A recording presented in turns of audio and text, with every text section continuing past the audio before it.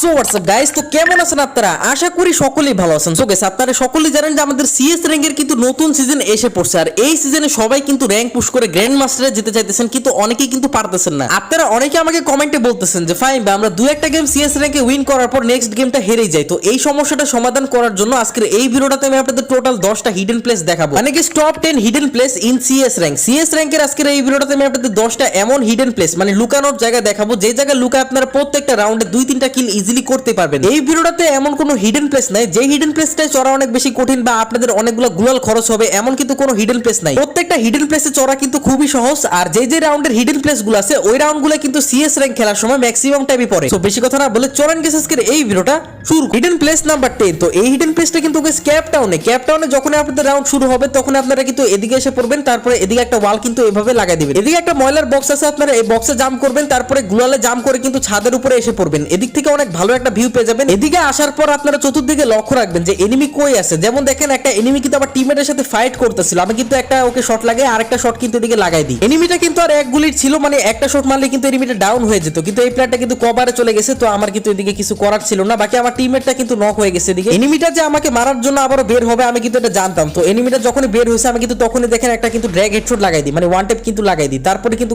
এই প্লেয়ারটা নকডাউন হয়ে যায়। Hidden place number 9। তো নাম্বার 9 নম্বরের হিডেন প্লেসটা কিন্তু ক্লক টাওয়ারে আপনারা কিন্তু সামনে এসে পড়বেন এই বাসাটার দিকে, তারপরে কিন্তু এদিকে একটা ওয়াল লাগাই দিবেন। এরপরে বাসার রেলিং এর উপরে জাম্প করবেন, তারপরে কিন্তু এই যে গুলালের উপরে জাম্প করে আপনারা কিন্তু বাসার ছাদের উপরে জাম্প করতে থাকবেন, তাহলে কিন্তু আপনারা হিডেন প্লেসে পৌঁছে যাবেন। যে এনিমিগুলো আপনার টিমমেটদের মারার জন্য সামনে সিঁড়িটা দিয়ে উঠবে সেগুলোকে আপনারা ইজিলি মারতে পারবেন এদিক থেকে। কিন্তু অবশ্যই আপনার কাছে কিন্তু একটা লং রেঞ্জের গান থাকতে হবে। লং রেঞ্জের গান থাকলে এদিক থেকে আপনারা কিন্তু আমার মতনই যে আমি যেমন একটা এনিমিকে ডাউন করলাম, এদিকে কিন্তু আপনারা ইজিলি 2-1টা এনিমিকে ডাউন করতে পারবেন। সো গাইস, আপনারা দিন প্লেস নাম্বার 8। তো এই হিডেন প্লেসটা কিন্তু গাইস অবজারভেটরিতে আপনারা কিন্তু ঠিক এভাবে একটা ওয়াল লাগিয়ে দিবেন, তারপরে কিন্তু আরেকটা ওয়াল একটু দেখে শুনে লাগাবেন যাতে এই ওয়ালটার একটু উপরেই লাগে, ঠিক আছে? যেমন দেখেন আমি কিন্তু লাগাই দিছি। এরপর আপনারা রেলিং এ জাম্প করবেন, তারপরে যে আরেকটা ওয়ালে জাম্প করতে গিয়ে যদি ভুল করেন তাহলে কিন্তু উঠতে পারবেন না, তো একটু দেখে শুনে কিন্তু আরেকটা ওয়ালে জাম্প করবেন। তারপরে লাস্ট ওয়ালটা জাম্প করে আপনারা কিন্তু এই যে আরেকটা জাম্প করবেন, তারপরে কিন্তু যে ছাদের উপরে এসে পড়বেন। এদিক থেকে আপনারা যে কোনো একটা এনিমিকে ইজিলি ওয়াইপ আউট করতে পারবেন, কারণ আপনার কাছে কিন্তু হাইটের অ্যাডভান্টেজটা আছে। এই প্লেসটা আসা কিন্তু তেমন একটা কঠিন না, কিন্তু আপনারা যদি ওয়াল ভুল লাগান তাহলে কিন্তু এই প্লেসে আসতে পারবেন না। যেমন দেখেন এদিক থেকে আমি একটা এনিমিকে ডাউনও করে দিছি, তো আপনারা কিন্তু এদিক থেকে 2-1টা কিল ইজিলি করতে পারবেন। Hidden place number 7। তো নাম্বার 7 নম্বরের যে হিডেন প্লেসটা সেটা কিন্তু ক্যাপ টাউনে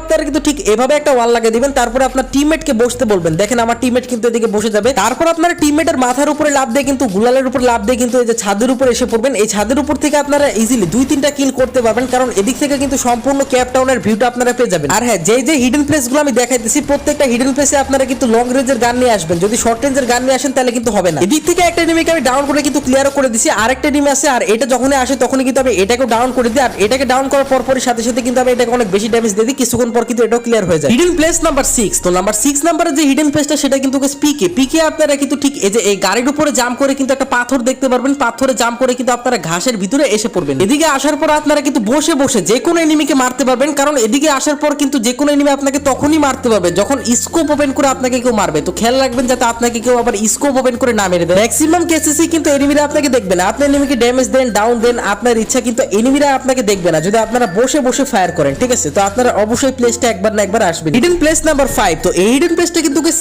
স্যান্তোসা আপনারা কিন্তু ঠিক এভাবে একটা ওয়াল লাগিয়ে দিবেন। দেখেন গ্রেনেড কিন্তু এনিমিরা মারতেছে, তো আপনারা একটু সাবধানে খেলবেন। এরপর আপনারা বক্সে জাম্প করে কিন্তু বেড়ার উপরে জাম্প করে কিন্তু গুলারের উপরে এসে পড়বেন, তারপরে ছাদের উপরে জাম্প করলে কিন্তু হিডেন প্লেসে পৌঁছে যাবেন। এদিক থেকে সম্পূর্ণ স্যান্তোসারে কিন্তু ভিউটা পেয়ে যাবেন, সামনে পিছনে যে কোনো জায়গার এনিমিকে আপনারা ইজিলি মারতে পারবেন, এবং যদি নিচে এনিমি থাকে তাহলে কিন্তু আপনার টিমমেটদেরও কভার দিতে পারবেন, যেমনটা আমি দিতেছি। এই প্লেসটা এসে কিন্তু অনেক বড় বড় ভিভ্যাচ ইউটিউবারও কিন্তু 1v4 ক্লাস করছে, আমি নামগুলো বলবো না, কিন্তু গাইস আপনারা জানেন যে অনেকে কিন্তু এই প্লেসটা এসে ক্লাস করছে, আপনারা অবশ্যই এই প্লেসটাও ট্রাই করতে পারেন। আর গাইস আজকের এই ভিডিওটা থেকে আমি আপনাদের ভিতর থেকে যে কোনো 3 জনকে ফ্রেন্ড রিকোয়েস্ট পাঠাবো, তো আপনারা অবশ্যই কিন্তু আপনাদের ইউআইডিটা